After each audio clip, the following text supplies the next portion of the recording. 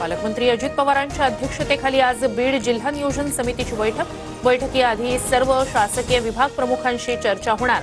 पालकमंत्रीपद स्वीकारल्यानंतर अजितदादा पहिल्यांदाच बीडला जाणार। बीड जिल्हा नियोजन समितीच्या बैठकीत बोगस बिलांची अजित पवारांकडे तक्रार करणार भाजप आमदार सुरेश धस यांची माहिती।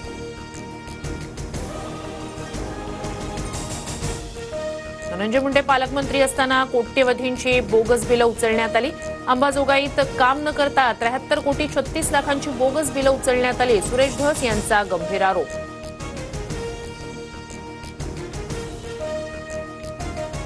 भाजप आमदार पराग अळवणी यांच्या कन्येच्या विवाह सोहळ्याला उद्धव ठाकरेंची हजेरी। सोहळ्यात उद्धव ठाकरे आणि चंद्रकांत पाटील यांच्यात चर्चा।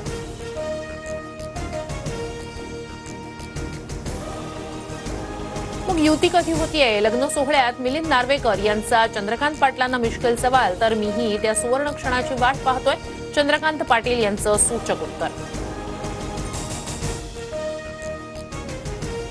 जय भवानी जय शिवाजी म्हणायचं आणि मतं मिळवायचे दिवस गेलेत। शिवसैनिकांना मार्गदर्शन करताना विरोधी पक्षनेते अंबादास दानवे यांचं वक्तव्य।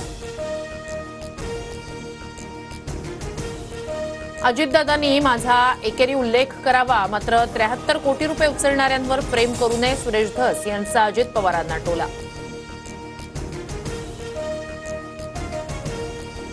नैतिकदृष्ट्या मी दोषी नाही, मी सध्या टार्गेटवर। बीड प्रकरणात आरोपींना फासावर चढवा, राजीनाम्याच्या प्रश्नावर धनंजय मुंडेंची प्रतिक्रिया।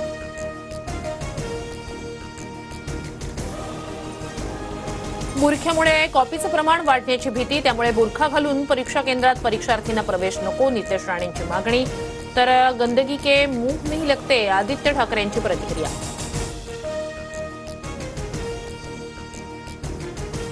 पाचव्या दिवशीही जरांगेंचं उपोषण सुरू। जिल्हा शल्यचिकित्सक राजेंद्र पाटील यांच्याकडून जरांगेंच्या तब्येतीची तपासणी, तर उपोषण सोडण्याबाबत मनोज जरांगे उद्या निर्णय घेणार।